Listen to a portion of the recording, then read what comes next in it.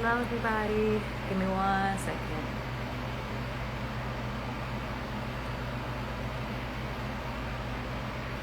Ooh, I'm hot. I'm not waving because every time I wave, I turn the camera around to the opposite side. Hey. I'm just waiting.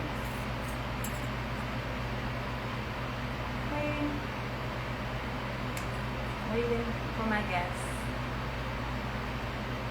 You know, I start on time.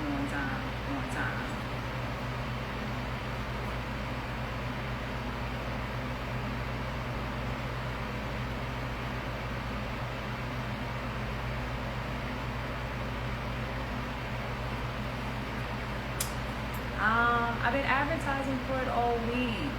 I have to post on my page. I have an author that's supposed to be coming today.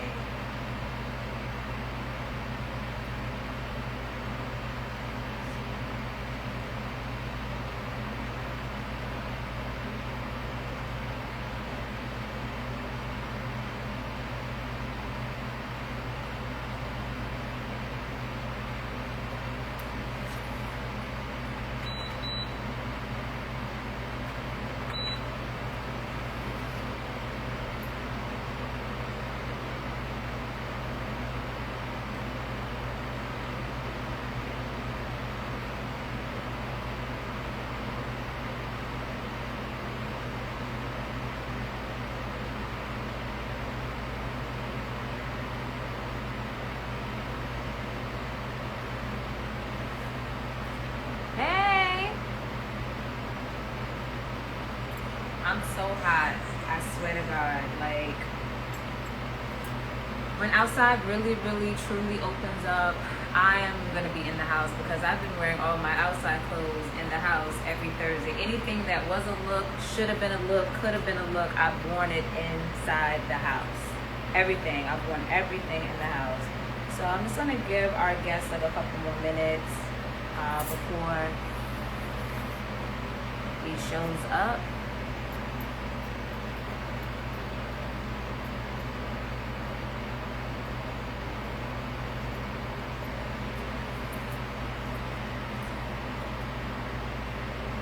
Hey, he waved. He's here.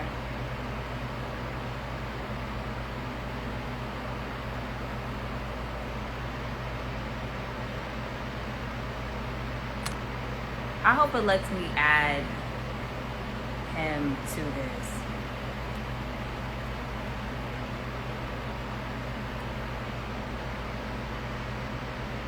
I think you have to say something else in order for me to add you to the live.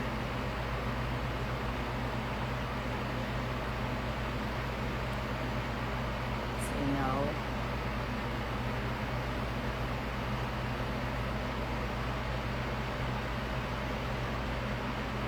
Or you have to request to join it.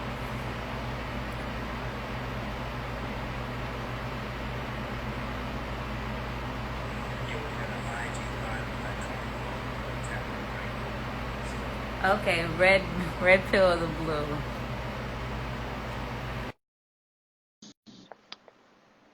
Let me back up some because we're about to be on top of each other in a second.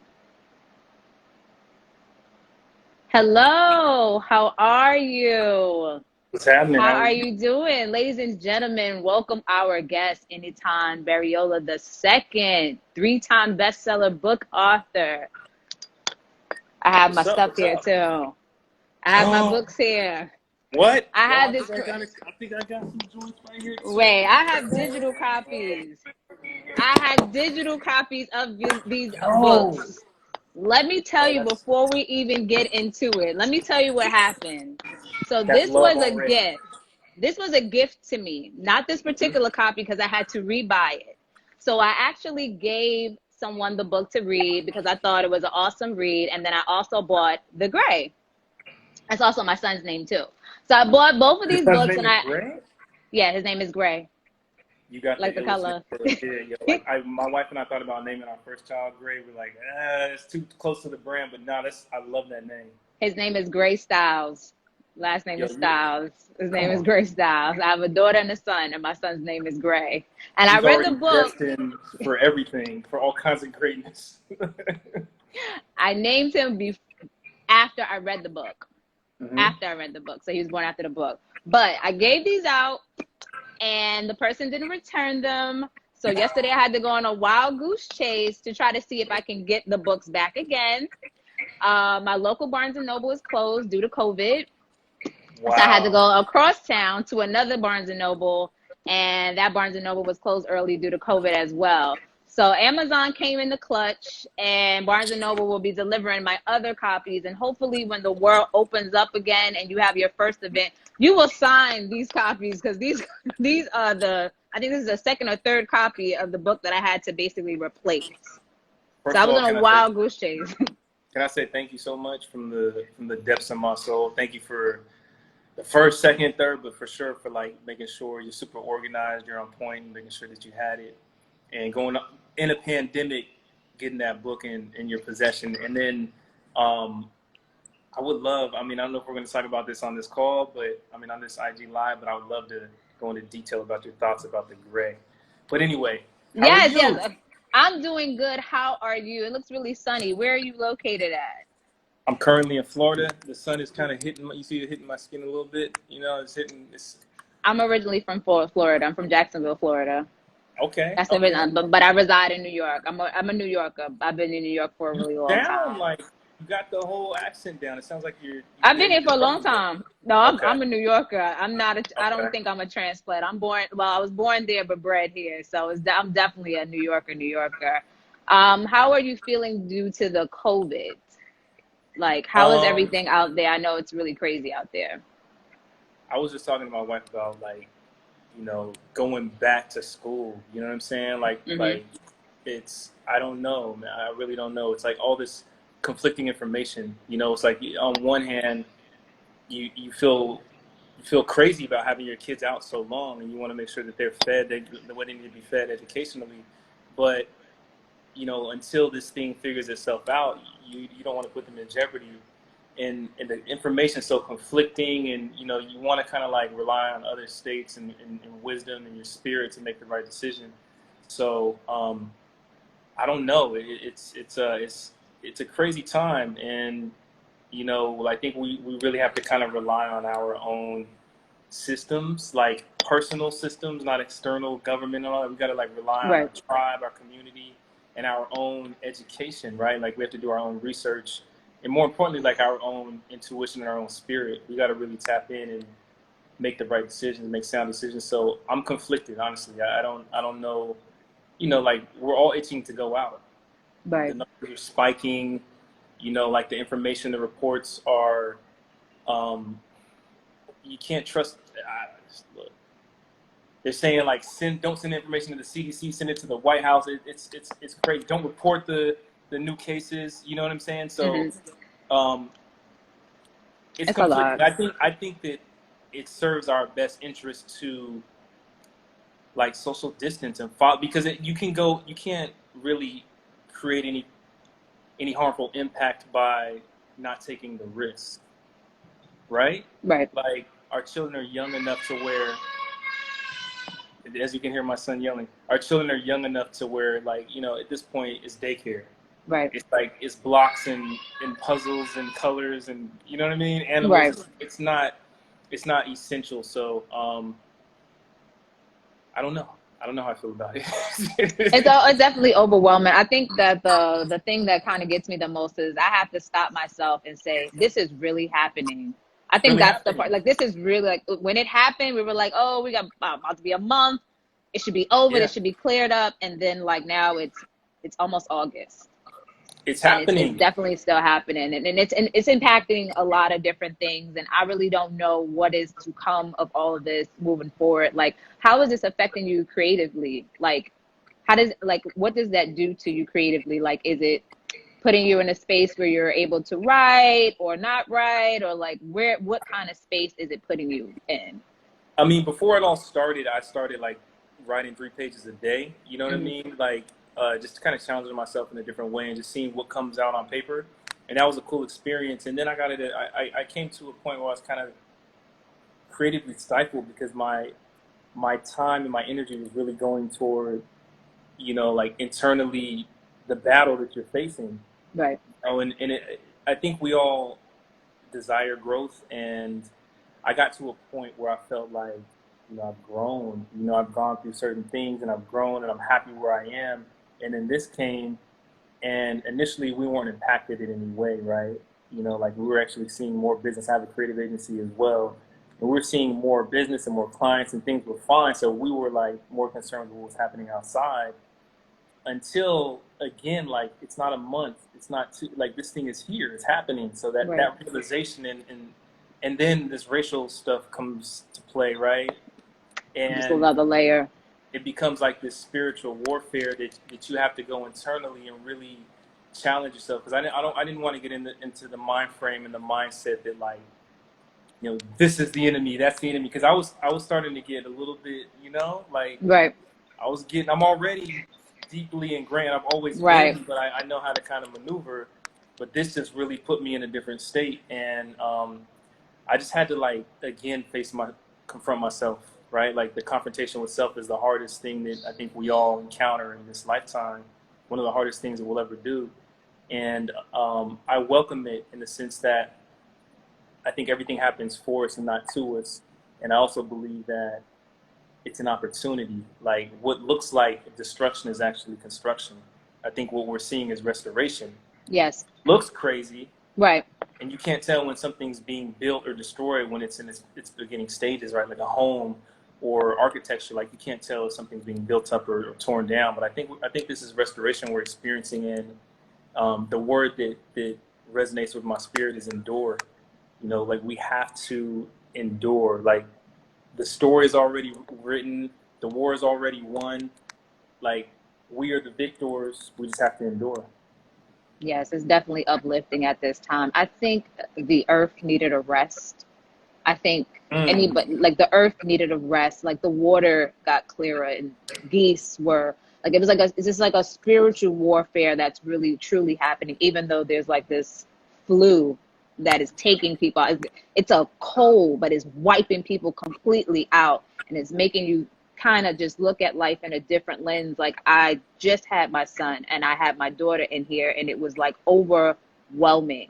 Like life was becoming overwhelming. The hustle and bustle of New York City was tearing me down, like completely tearing me down. And when this all happened, I was able to rest. And honestly, I'm ready for the world to open up, but I'm not really ready to go outside. If that makes sense. I'm ready, but I'm not ready. No, I feel that. And I think that we all like globally needed to sit down. And I think we needed to sit down because something is happening, right? Mm-hmm. We have to be prepared in that something.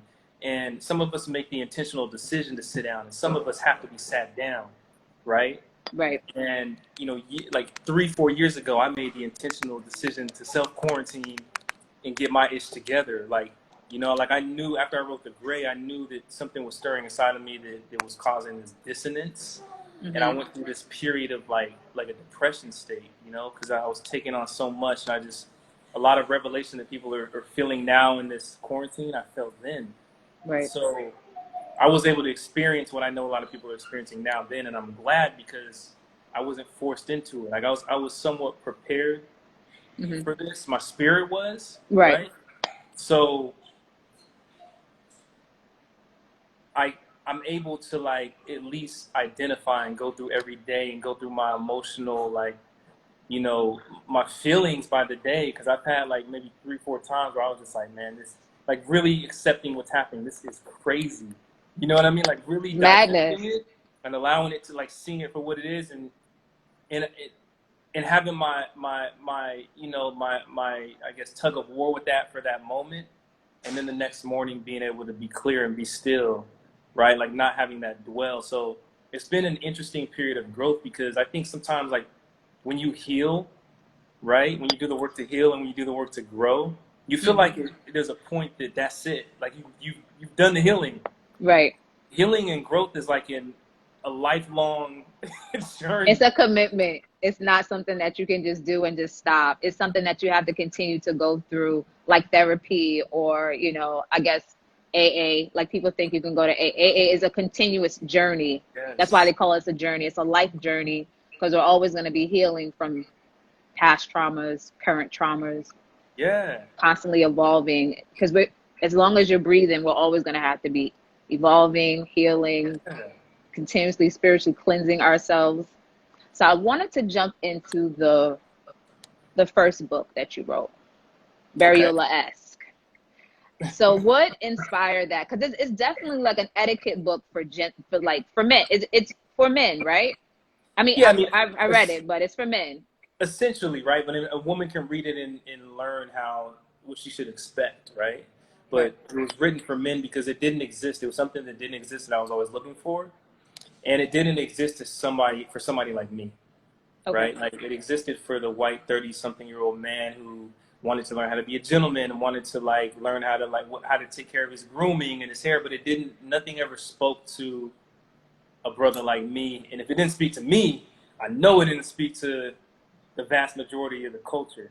Right. I wanted to create something that was like that met you where you were, but there was information that wasn't necessarily like cool and Right. make it so, right? Like to take a concept that is reserved for, the bourgeoisie, that's reserved for like you're born into this lifestyle, or you know, um, something that seemed unattainable and uninteresting, and make it relevant to a culture, because I exercise and utilize etiquette and being a gentleman and having manners to matriculate through society and open doors that education couldn't open, and put myself in positions that, like, had I not sent that handwritten thank you card, something so simple, Right. had I not like opened this door for this young lady, whatever it was, like I realized society didn't really adopt those same philosophies, and I was like, yo, I know something that can like drastically change your life, that is super simple and doesn't change you, it just enhances you.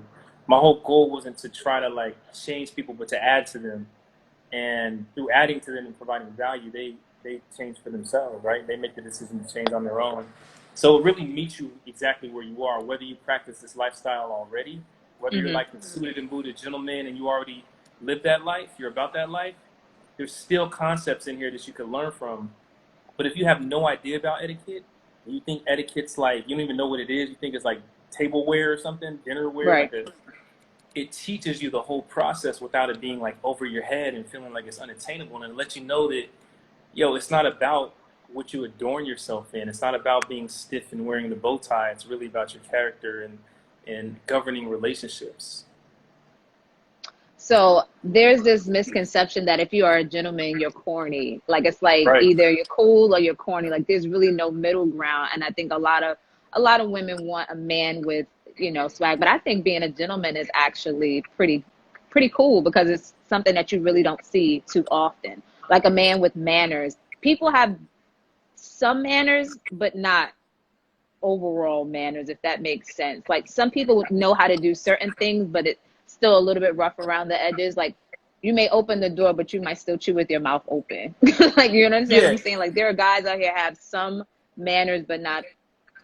It's not fully complete in a And the sense. thing is, I think etiquette had bad PR and being a gentleman had bad branding. And it's not so much about like the rules of engagement in the sense, the exterior concepts, like you said, chewing with your mouth open and doing that sort, because you can do all those things and still be an asshole. It's Right. it's not about the uniform you wear. It's truly about who you are and what you adopt and what you believe. And that external manifestation happens after the internal awareness is made, right? Like it's really about like seeing, and acknowledging the king in you and who you truly are, and falling in love with that person and going through that journey. Because when you know who you are and you love who you are, you do things differently, you operate differently. And Right. it's not about the, you know, again, like, it's not solely about just all the BS that etiquette school might teach you. And I only say BS because it's not about the gestures, it's about the human. Right.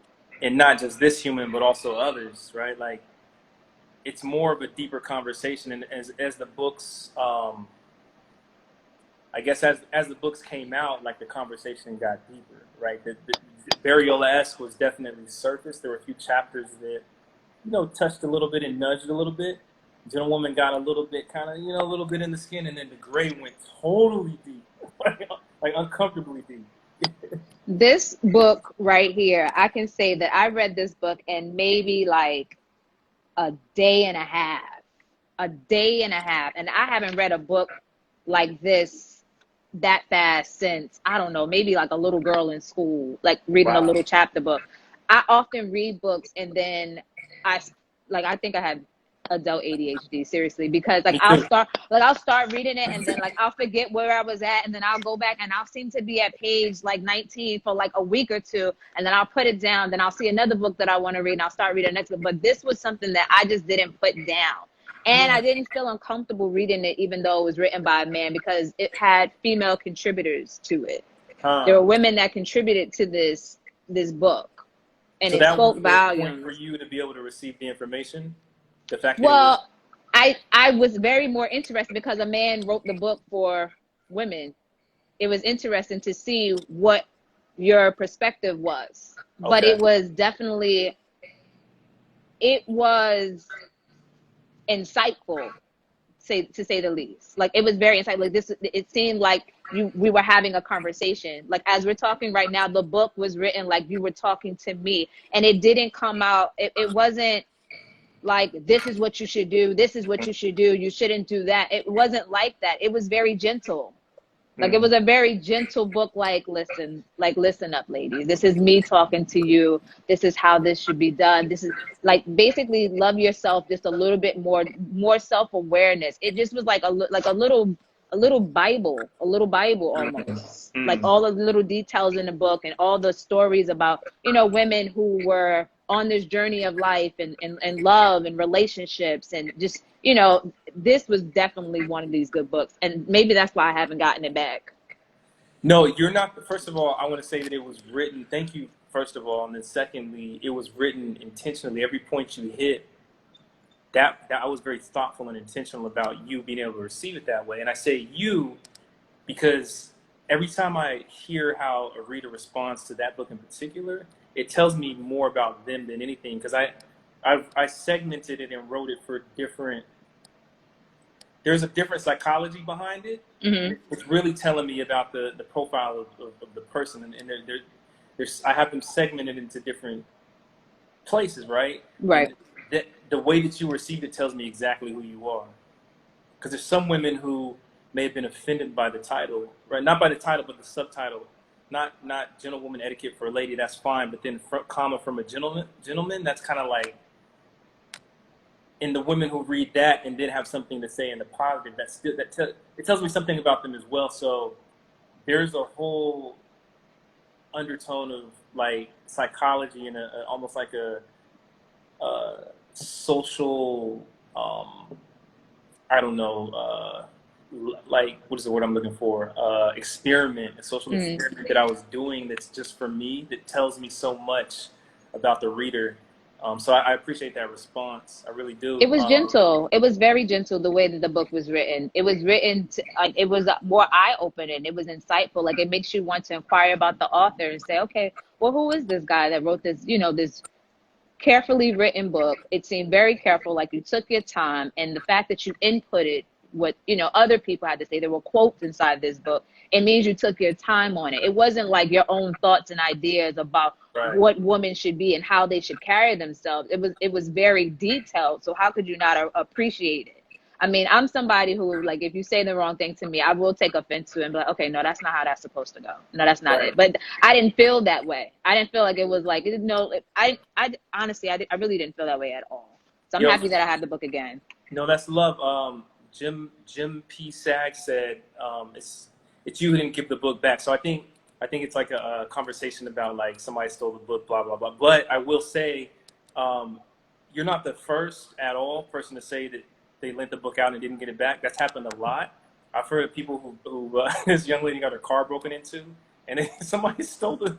Somebody stole the book. No, this. It's I funny, mean, but not funny. the cover of it. Look at the lady with the crown on her head. Look at the crown. Here's an interesting story. I was in New York with my wife. We were like, I think it was our anniversary, and she was shopping, and I had the book because I would always carry it with me. And I was like, I'm always doing these experiments. So I put the book, like, we were on Avenue of the Americas. So you're familiar with New York. Yeah, Sixth Avenue. Yeah, I put the book on this, like, leaned it up against this building. I think there was a publishing company inside of there. And there was mad traffic on that street. And this woman was walking by, this woman from Europe visiting on vacation. And I was like, let me just do a test to see who just, like, grabs this book and see how fast it gets off. So I put it down, and about a minute later, this woman's pushing the stroller. She's with her husband, and she's pushing it, and she gives the stroller to her husband, like it was like seamless. Goes over to the thing, grabs the book, puts it under her arm, and keeps pushing. So she's walking towards me. I'm outside of the store. My wife is shopping, and I stop her and I say, "Excuse me, why'd you pick up that book?" And she kind of got defensive, and she was like, "Oh no, I like the cover. The cover kind of like was compelling to me." And I was like, interesting. I just put my hand on it. I said, well, I'm Enitan Bereola. I'm the author. She's like, oh my gosh, I'm so sorry. I was like, no, this was an experiment. I wanted to see how fast it would go, who would pick it up, you know, and really quickly, briefly, can you tell me what was compelling about that cover and why you picked it up? She was like, I mean, I saw the cover, it was interesting, and I saw the title, and I said, this is me, it's mine. So I took a picture of her, you know, I posted it on IG, I told the story on Instagram, and it was just like a social experiment that I thought was interesting because, you know, everything is intentional about that book. Every single part of it is extremely intentional. So the way that it's received is the way that I wanted to put it out. The gray. Oh gosh, yeah. The gray. The gray. So Yo, you got Australian fans, by the way. Somebody saying what's up from Australia. You popping out of it. That is you, not me. You were popping. That is you, not me. That's popping. you. What up, Australia? I was in Australia last year this time. It's unfortunate. Traveling will be something of 2021. We would cherish traveling a little bit more when everything calms down. We're gonna travel through reading next. That's how we're gonna. Imagination. Yep. Use your imagination. So the gray is a relationship etiquette study. So this relationship was. Don't mind my son. Keep talking. He's crying. All right, stop crying and you can sit down. All right, okay. So he got to be in a live. I'm so happy my son is probably asleep. He would be in a live too. Definitely, him and his sister would definitely jump in this live. So, a relationship etiquette study. So, what made you write The Gray? Oh, so I mean, essentially, like I wrote a book for men, and then I wrote a book for women, right? Right. And I was like, I always observe society, you know, like I don't write just to write. I didn't want to write Gentlewoman because I didn't want to be thrown into the mix of men who were like telling women what was wrong with them. And I didn't want none of that smoke. Like I wasn't trying to enter that arena, but it was something that God set on my spirit and called me to do. It was an assignment. Same with this. I realized that although, you know, Gentlewoman was very inspiring and, you know, I think, you know, I wanted to give women like something to champion, you know, and like really kind of like rally around, like a word and like like frame women in the right way culturally, you know what I mean? And I think some you know, as people do, you know, they get drunk on power sometimes, and you may misuse the tool. You may misuse the tool. If you don't know the purpose of something, you misuse it. And I saw a power dynamic, and a shift in men and women's relationships. And you take, for example, a man who's read Bereola and a lady who's read Gentlewoman, and they meet. You would expect that they would be solid, like, oh, this is the greatest couple. It's about to be like, you know what I mean, the prince and the princess. And that's just not true. Like, life doesn't work it's not linear, it's not binary, it's not black and white. And I wrote very, very black and white. Like, if you do this, then this. If you do, hold on a second, okay? If you do this, then this happens. If you do this, the reason this doesn't happen is because, no. There were like great couples who divorce. There are, you know, great people who don't work out. There are relationships that look great on the exterior, but man, it's so bad. Like you look on IG, you think it's popping, but these people are like in so much pain. And the reality is we live in the gray. You know what I'm saying? Right. That's where the majority of us reside and like live our lives. Like, who's speaking to that? You know, like, who's speaking to the truth in the pink elephant in the room? Who's calling the pink elephant out? You know what I mean? Like, I envision because what I do is I'll like, and this may sound crazy, but I like visit people, right? Like, Mm-hmm. I'll look at you in your eyes and I'll lock in and I'll see your truth. And I'm like, damn, who's telling her story? You know, who's telling his story? And sometimes I would overhear conversations and travel, and other times, like, you know, I have I coach, you know, so there's clients I have, and after going on tour for like a decade and hearing conversations and hearing realities, like, there's just this gray area that isn't discussed. Son, you have to hold on, okay? You just gotta chill. He's okay. And I knew I needed to speak on it because it's not all good. Right. All the time. It's not all good all the time, and nobody's speaking to that. It's not all good. So I feel compelled to tell people stories, including my own, right? Like, some of it is inspired by my stories. Some of it is inspired by like stories that people have shared with me. And some of it is inspired by the truth that I see in you that you haven't shared. That Right. only you know, but I know. You know, it's a gift, right? Like, it's a gift for me to be able to see people in that way, beyond their physical and beyond the smile, behind the smile. So I felt very responsible and burdened with, you know, delivering this project in a way that, like, I mean, you've read it. It's not a comfortable read. It doesn't have like there's no like great ending. It's, you know what I mean? It's Right. not, it's so subjective, and it's not, it's like, this is what it is. And it's interesting, the timing of every book that's been released, because it's been like right before something has occurred. You know, this book really talks about disconnectivity, and it's like why we're disconnected as a culture, as couples, as companions. You know, it really talks about like what is the underlying issue. And this is prior to 45, you know, popping up in office and still in the White House. So the landscape that you see today, I was trying to set the foundation for and speak about then, because that book is all about the individual. It's truly a journey of self-reflection. Like, you read that and you're like, ugh, So, I mean, I'm cussing out, like, I'm going crazy in there. Like, I'm like I was in a different type of space. Right.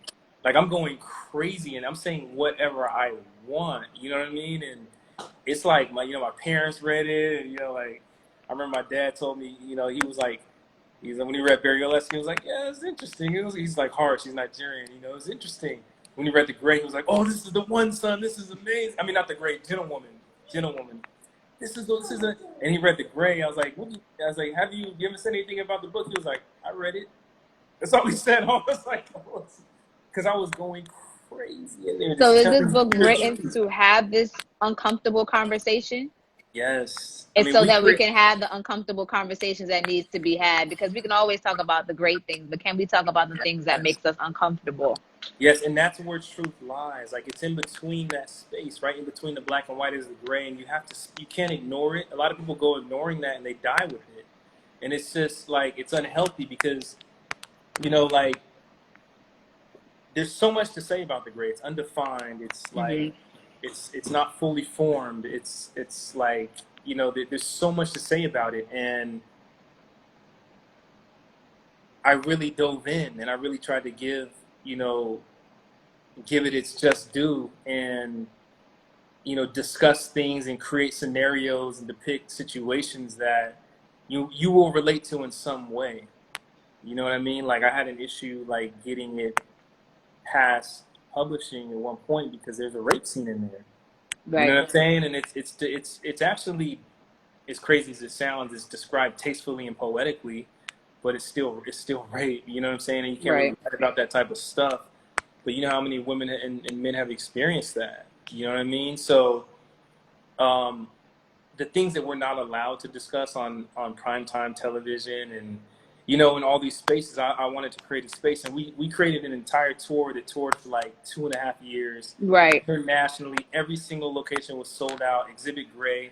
And the theme of Exhibit Gray was curating uncomfortable conversations in comfortable spaces. Exactly what you said, like having that uncomfortable. So we would like have these really engaging and uncomfortable conversations in public.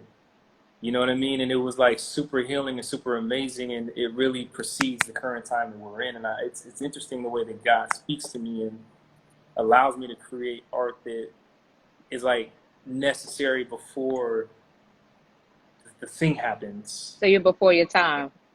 Well, you're ahead of I've time. always been. All my life I've been. You know, like always, whether it's been in fashion, whatever it was. You know, like it's all. I have the ability to see past and see beyond. Like I said, like I can look at you and tell your story. You know, and beyond that, I would be like 5 years in the future, like seeing things and then come back and be like, all right, let's do this. And you know, like I've always been that way. It's been normal to me until realizing that it's not normal. It's a gift, and then learning how to like use it responsibly and all that. So You can't say that. People are gonna be like, "Tell me my future. What do you see? What do no, you see?" it's not really like that though. You know what I'm saying? It's not. I don't look at it like that. I look at it like, you know, I only say something when I see something. Right. I only speak when like I'm not out here like it's not like it, and it sounds strange, you know. For me, it's very normal. I've always felt this. I've always been this way. I mean, as a kid, I felt compelled to like go up to somebody and say something, but I thought it was hella weird. Right. You know what I mean? So I wouldn't do it. And then I felt that conviction in my spirit, like, dang, you really messed up not saying whatever you were supposed to. So now I don't hesitate to like, if I like, I'll call somebody and I'll be like, da da da da. I'm like, dang, you were just talking about, I thought about you the other day. I'm like, I figured. You know, it's like, I know. And it's not. It drops in your spirit. I don't take no credit for it. We all are on assignment. We all have gifts. That's just one of mine. You know what I mean? And it's manifested in different ways. But I want to be responsible with that gift. So, with all of these books that you've written, like you have to be a little bit vulnerable. How important is it to be vulnerable? It's everything. I mean, vulnerability is authenticity. Like it's having the gall, the courage, the audacity to show up as yourself. And a lot of us don't show up as ourselves because we don't know who the hell we are, you know. And there's nothing wrong with that, you know. It's like life is this journey of discovery, and I think we have to remain curious and remain vulnerable. Like we got to be open in order to receive. We can't walk around clenched fisted and, you know, give me what's mine. And this is an abundant life. We can't show up from a place of deficit. You know, like we have to show up knowing that what's ours is ours. And I think vulnerability and transparency serves its purpose when it benefits the lives of others. You know, like I don't believe in just being, you know, just here I am. This is, you know, because people, you got to be careful because when you open up, anything can get in, right? That's true. So, you know, I'm super like I'll tell a stranger something that, you know, is deeply personal. And I utilize vulnerability as a tool to allow other people to open up. You know, like you say something that's my wife taught me that. Like when we were dating, I used to just be like, I was a playboy, and I was accustomed to giving women just enough, which was a lot. But for her, it wasn't enough, right? Mm-hmm. Like a little bit of what I gave you, you didn't know nothing about my family, you didn't know nothing about me. But if we were on a date, you were having the time of your life. You thought it was the most amazing. The connection it was just so deep and dope, and it was amazing. But you knew nothing about me. My wife wasn't having none of that. You know, she was like sharing stories with me. It was like, yo, what's up? Like I'm telling you about my dad. I'm telling you about X, Y, Z. You're not. What's this blockage? You know. So she challenged me to be vulnerable, and I learned that, like, you know, it's really a tool to open people up. If I lead with vulnerability, you're for sure going to start sharing some stuff with me. Correct. What was the block though? What was it? I used to, like with family, I used to think that I had too much to offer, like the average person. I'm gonna be honest. Like I used to be, you know, I had issue with arrogance, which really tells you that I had an issue with insecurity. That's all. Okay. Arrogance is just bottled up insecurity. It presents itself in a way that is like, it overcompensates. anytime somebody has to overcompensate, they're trying to cover up. There's insecurity, right? Right. So I was trying to protect something that didn't need to be protected, like my family. You know, like my family's very important to me. I'm very family. And I was like, you don't need to know nothing about my family. We're having a good time. What you need to know about, like, this stuff over here. This is me. This is mine. Right. We're good here with, like, you don't need to. So I was never challenged or questioned because, again, I didn't go on dates. I went on, like, adventures and experiences. And, like, you know, the women would be fully engulfed in what was happening, that they didn't care about what mattered, what was deep. You know what I'm saying? So, ladies, be weary about the man that takes you on experiences, about the woman that takes you on experiences and doesn't reveal any of their own identity and who they are. They need help. Assist them and open them up and let them know that it's okay. And It's that hard though. In this day, in this day and age, it's definitely hard. Hi. Miles, all up in the video. You want to be all up in the videos, It's dancing all all up right. on it. I'm just joking. Come to death row. I'm sorry. I'm kidding. I'm kidding. I mean, but it's really hard to be vulnerable with someone because I can be vulnerable with someone and they're not vulnerable with me. And then it's like, is it that you don't see a future with me, or is there's stuff like No, what is that? no, I believe in this. Like, again, my wife and I experienced that, right? Like, way before we were married, we were just trying to get to know each other, and she had to let me know that she was safe. I was safe with her. You know what I'm saying? Like, whatever reservation, and she challenged me. It was interesting because I didn't even know that I was holding back. You get what I'm saying? I didn't even know that. I didn't recognize that I was doing that. It And was she normal challenged me behavior and at brought that it to my point. attention. And she made me think, like, why am I not?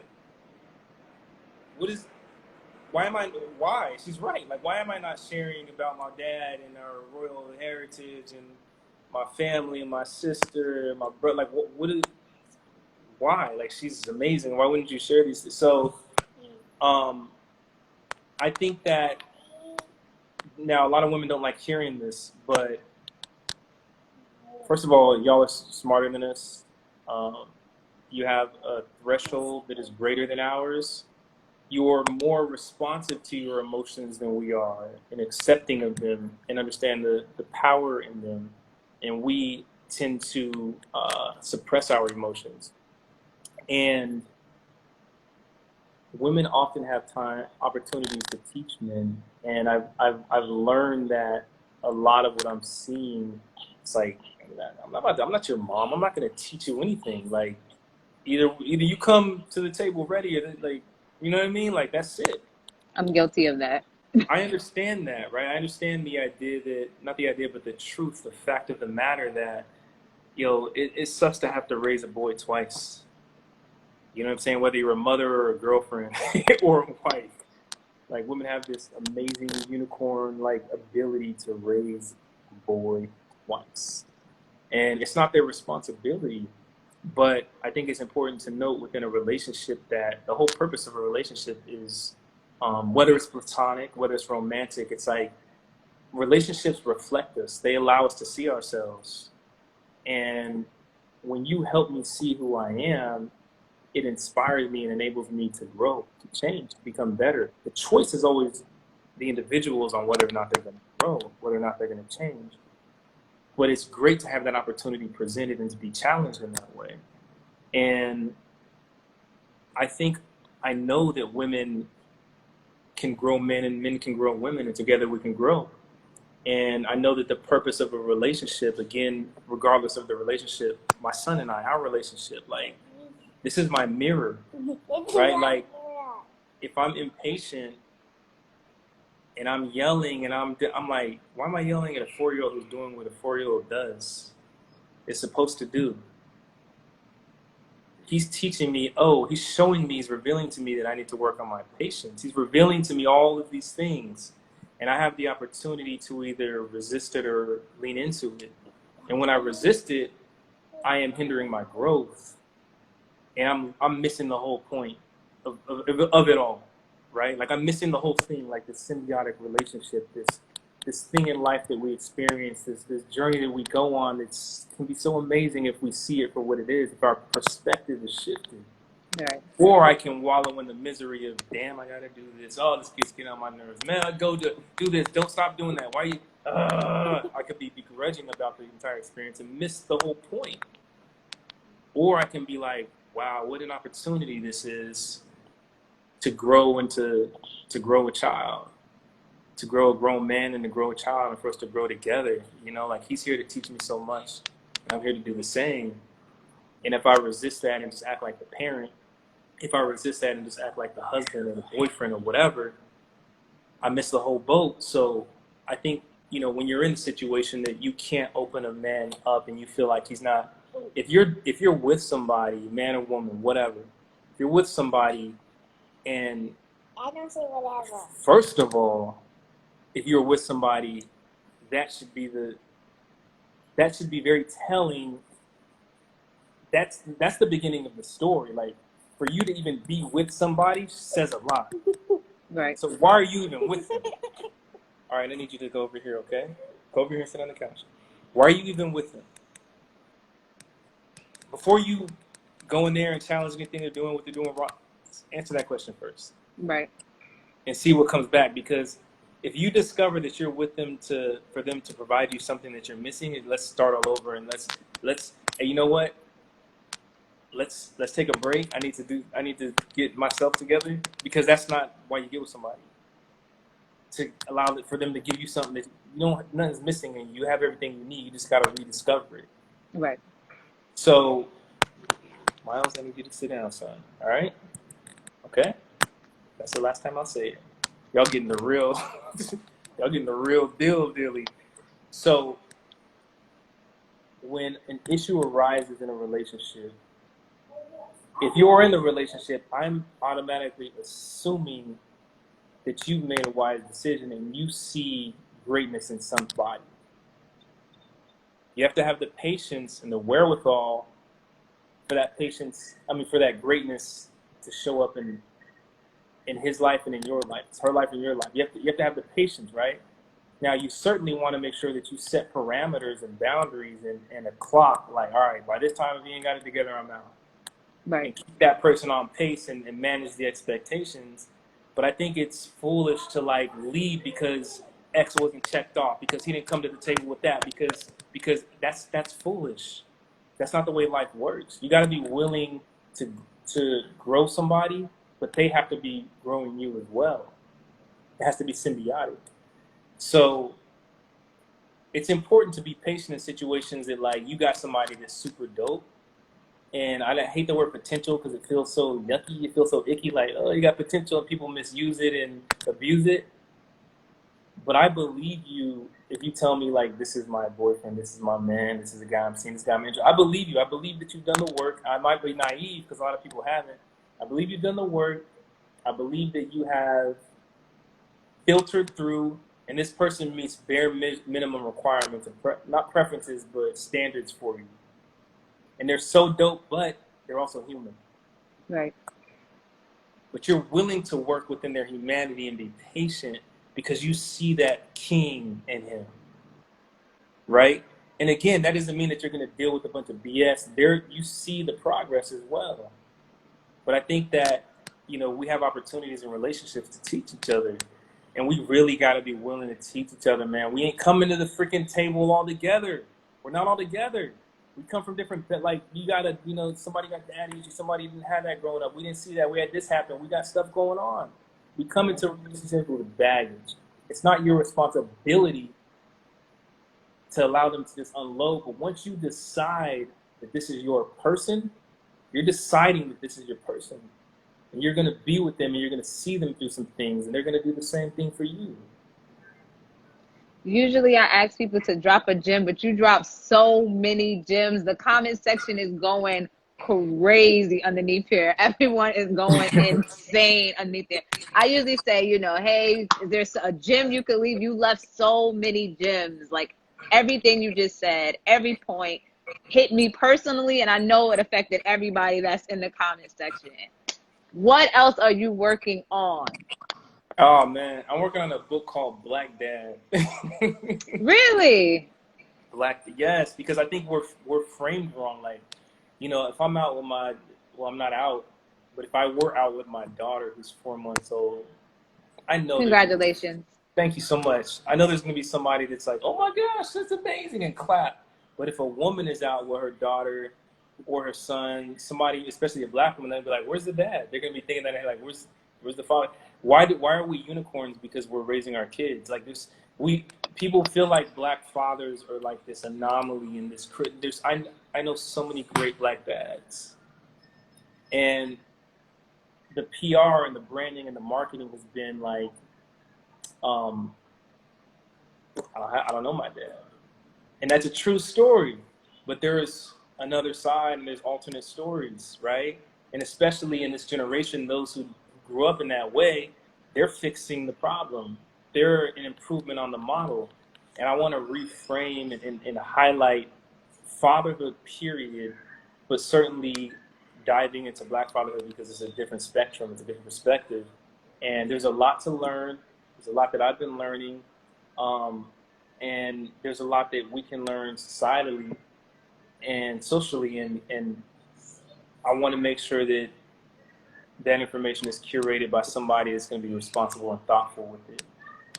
So that's one thing I'm working on. Estelle and I, we go on IG Live. If any of y'all catch those IG Lives, we're doing a podcast that'll be dropping soon. Of course, I have this hat here, St. Miles. I have a creative agency, and it's cool because I'm an artist, but I'm also an exec, and I have an interesting perspective to be able to sit on both sides. So we do everything at St. Miles. It's like we help authors. We got several clients. We have corporate clients, personal, individual clients, and everything creative is what we do. So there's a bunch of projects I'm working on that some of them have been halted because of the current situation, the pandemic, and a lot of them have been amplified and elevated and pivoted into something greater. So honestly, there's a lot of work out there currently that I've had my hands on, and our team has had their hands in, but we just operate in a way that's a little covert, So it's cool to be the artist and the behind the scenes guy. I love playing that role because it helps me, fully adopt the idea that it's not about me, and I enjoy it not being about me, but it being about the thing, about the purpose. Well, I want to thank you. Like, you have no idea. To read a book years ago, maybe, I don't even know how long ago this was, maybe about 4 or 5 years ago, I read this book, and then to actually have an opportunity to speak to you and you tell me about the books and the works, and you drop, like my homegirl said, you dropped the jewelry store on us tonight. The jewelry store, not the gym, no gym. Like, you dropped everything on us. I just want to say thank you from the bottom of my heart for coming and doing this live. Like, this has been my out since COVID has happened. I just want to be able to talk to Black professionals and uplift our community and see Black people in a positive light, and talk about things that, are close to me: relationships, love, art, pop culture, entrepreneurship. I just wanted to shed light on us as a community. This is my tidbit for the revolution. Your Having the blazer is super conversation. fly, by the way, and your Thank earrings you. popping, and you got the Thank little you. things on. Thank you so much. I do But appreciate it. no, for sure, I received that, and I want to thank you for putting yourself out there and being the conduit to actually, disseminate that information to the people, because it takes courage. You know what I'm saying? Like, I mean, people are watching this but they don't understand the thought process, the battles, right? Like the tension that went into actually deciding to do this. And it may seem like it's just a thing, but no, like it takes work to like do things, and it takes like you're challenged. It's that confrontation with self to actually like do something, put it out there. And a lot of people see the results, but they don't know the story behind like how you even did it. So I want to thank you for framing us and for putting us in position to be seen in a time that is just unusual. And this is a historic time, so everything that you're documenting, every IG Live you do, it's historic. You know what I mean? Like, it's happening in a time that is uncertain. I'm not even gonna say uncertain because it's not uncertain to me. God is certain to me. So, but presumably uncertain and unusual. and historic. You're documenting this, and you know, these conversations are feeding souls and spirits in a time that they need to be fed, and not just the viewers, but you and I as well. Because this conversation was definitely, it was healthy. I enjoyed it. I really appreciate it. Thank you so much. That means a lot to me. Thank you so much. I definitely do appreciate that. So I don't want to hold you up anymore. Miles needs his dad. My son needs his mom. My daughter needs her mom. I just want to thank you again. Thank you so much. Thank you. I appreciate Thank you. you. Enjoy. Cheers. All right, take care. Thank you.